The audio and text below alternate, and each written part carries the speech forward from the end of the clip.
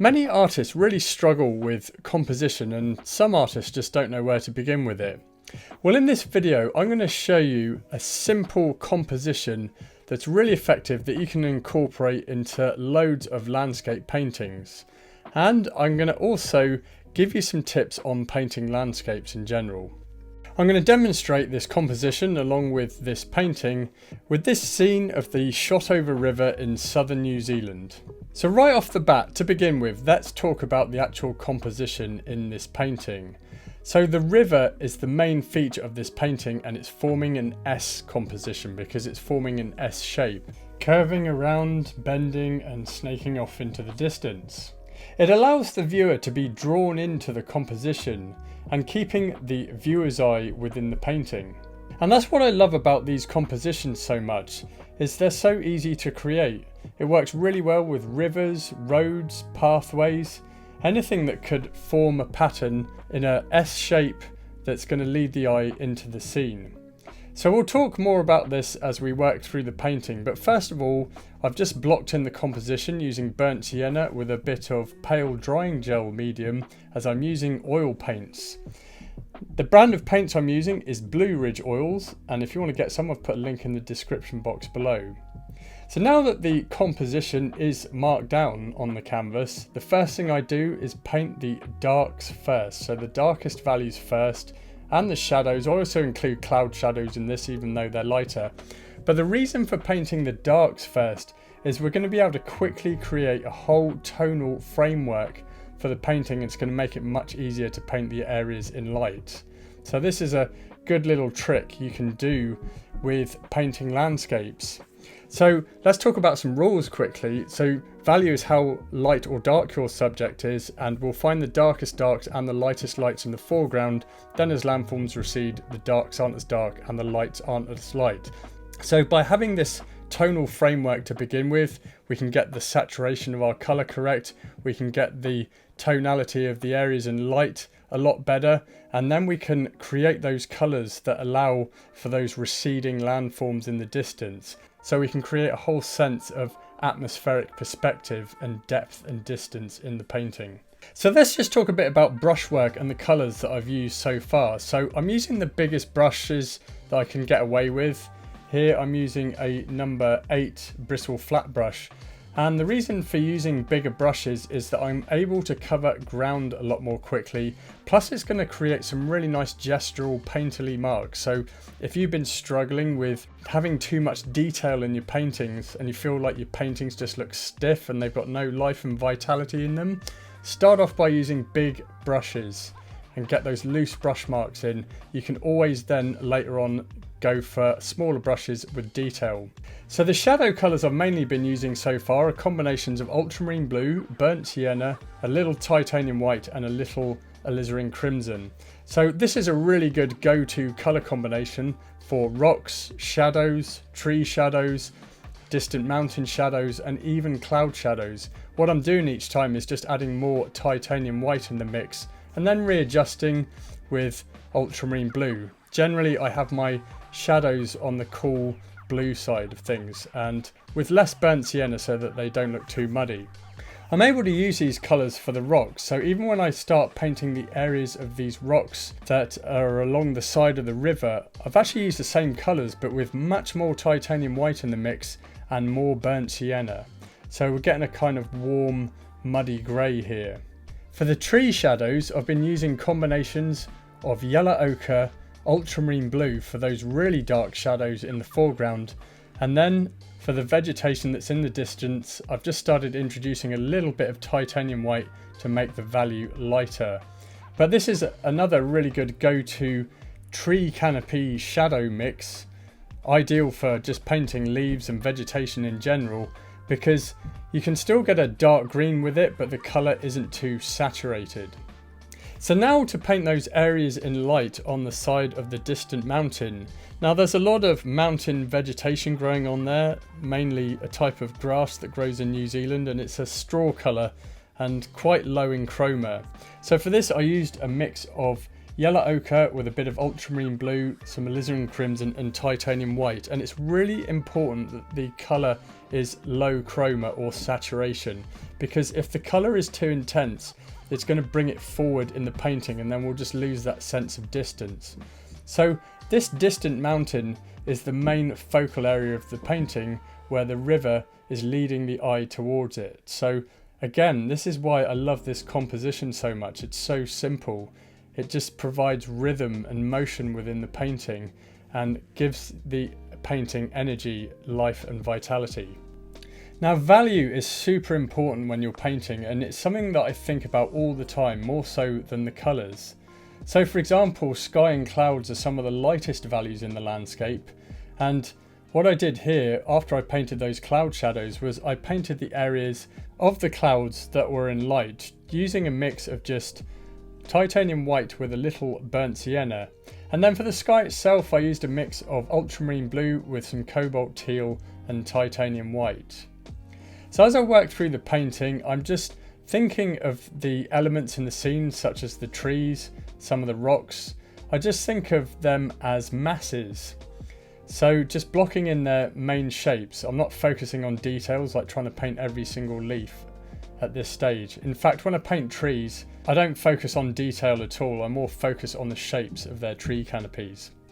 Now, to paint the river itself here, it's actually quite a pale colour, a low chroma colour, and that's probably because we'd had a load of rain the day before when I took the reference photos for this. So some of the mud and grit and debris had been churned up from the river and it created this muddy looking water. However, we can make this look really nice in a painting. And what I did to paint this was I used a mix of yellow ochre, ultramarine blue, titanium white and some burnt sienna. Now the value of the water here is quite light, so I used quite a lot of titanium white in the mix. So even though it's a muddy looking river, we can still make this colour look really nice in a painting. Then the other thing I was thinking about was where the light source was coming from, which is on the right side of the painting. And this is creating some deep shadows within the trees that are along the riverbank, but also those trees are casting shadows on the water. So for the shadows here on the water, I use a mix of ultramarine blue with some burnt sienna, titanium white and some alizarin crimson. So it's just such a good versatile colour to mix, because you can use it for all sorts of things in the landscape. Now, if you'd like to learn more about painting landscapes, especially composition, then check out my free landscape painting blueprint. Just click the link in the description box below and I'll send it over to you. Enjoy. Back to the painting, and at this point I'd blocked in the whole thing and I'd let it dry. So during the blocking in stage of a painting, which is really the initial stages of it, we don't want to worry about detail. Instead, we just want to focus on getting the colours down and establishing the whole tonality of the painting. The other important thing to do as well is to keep everything tonally darker, and then we're going to have plenty of room to add the areas in light as we work through the painting, and then we're going to be saving our lightest values until the very end. So now at this point we can begin the modelling stage of the painting. So this is where we're starting to add some details, adding a bit more depth to it and taking our time with these individual zones in the painting. So here I was working on the rocks, just starting to build up those rock shadows, the cracks and fissures within the side of it. And I was using a synthetic flat brush here. So the brushes I've been using are made by Rosemary & Co, and if you want to get some, I've put a link in the description box below. But I've been using these brushes for years and they're fantastic for painting landscapes. These flat brushes are just ideal for painting rocks. So what I'm doing here is I'm also adding lighter value paint. Even though I've pretty much been using the same colours as what I used in the block-in stage. If you remember, it was a combination of ultramarine blue, burnt sienna, titanium white and a little alizarin crimson. I can even add some warmer tones in there by mixing in a small amount of yellow ochre. But as I say, I just wanted to convey just some jagged looking rocks that are at the side of the river here. And then I was working my way back into the painting, so that large rock that's in the midground and painting the highlights on there. The next thing I started to do here was to work on the foliage, so the trees and bushes that are in the midground. Now, to begin with, in the blocking in stage, I mixed up a series of greens, mostly a mix of yellow ochre, ultramarine blue and titanium white to serve as the base of my green, and then increased the saturation with some cadmium yellow medium and some cobalt teal. There was also a little bit of alizarin crimson in the mix to provide a red element, and this helps to make the greens look more natural, as red's the colour opposite to green. Although alizarin crimson is technically a violet, it contains red. For some of those yellows in there, I just used a mix of yellow ochre with some cadmium yellow medium, a little bit of cadmium red light and some titanium white. So this is perfect for some of those autumn colours there, as the trees were just beginning to turn colour.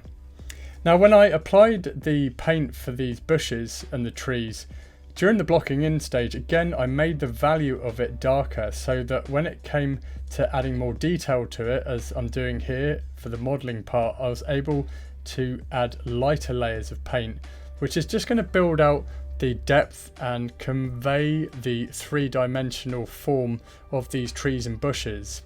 So really, that's what I'm doing now in this painting, is just generally building up layers and adding details, making a lot of those layers lighter than the previous ones. And that's what's going to help to add depth and distance to your paintings. Now, as I said, one of the things I do is save my lightest values until last. So here I was working on the sky and clouds and adding those lighter tones within the clouds, because this was the last time I was spending on the sky. So I was finishing up the sky and clouds here. And for this I was using titanium white with a little yellow ochre, and going a lot more sparingly with the paint. So just sparingly adding some of those highlights on the clouds so that the layers of paint underneath are still coming through. So now what I'm thinking about with a lot of this painting is adding lighter layers of paint to the existing elements that I've painted in the scene, such as these trees. So I was adding some halftones and lighter layers to the tree canopies, and also just implying some leaves, but then also restating some dark values as well, so really emphasizing the occlusion shadows in the trees on the right side of the painting. Now back to the water, and I haven't actually touched this since the blocking stage, so I wanted to start getting a bit of detail and convey some movement in it. So I was adding some light layers of paint here, using combinations of titanium white with a little yellow ochre, some ultramarine blue, bit of burnt sienna and a bit of cobalt teal as well. And I was applying the paint here with a number 8 bristle flat brush. So I just wanted to convey some of the ripples in the water where it's moving a bit faster. So I was able to paint some of those ripples by just adding a slightly darker tone and using a synthetic flat brush to create some ripples, and then just going back over it again with some lighter value paint so that again I could carry on conveying this moving water. So using combinations of lights and darks, but generally the value of the water is pretty light. Now at this point I'm getting close to having this painting finished, and as I said earlier, I saved my lightest values until the end. So I was painting some of these highlights on the rocks, again using the same colours that I was using initially, mixes of ultramarine blue, burnt sienna, a lot of titanium white, a bit of alizarin crimson and even some yellow ochre. But as I say, the value has to be pretty light, and I was just sparingly adding some of these highlights. Also some of these exposed rock faces on the mountain slopes here. They're also covered in that mountain grass, and for this I use combinations of yellow ochre, alizarin crimson, ultramarine blue and titanium white. Now you might also notice some similarities in a lot of these colour mixes, and that's in general because I keep my colour palette simple. I found that when I was adding too many colours that I wasn't getting colour harmony in my paintings, and it was just making the whole thing confusing. Whereas using simple colour mixes allows for cleaner colour, and also it means you're more likely to use them throughout your painting, and it creates colour harmony, which means the painting looks nice to the viewer. At this point now I was wrapping up the painting, adding my lightest layers, my lightest highlights, some of these sparkles on the river here, and just adding a few highlights to the trees. And with that the painting was complete. And there is my painting with the river with the S composition leading the eye to the mountain in the distance. So I hope you enjoyed this painting. If you'd like to learn more about painting landscapes, then check out this video here. Thanks for watching, and I'll see you in the next video.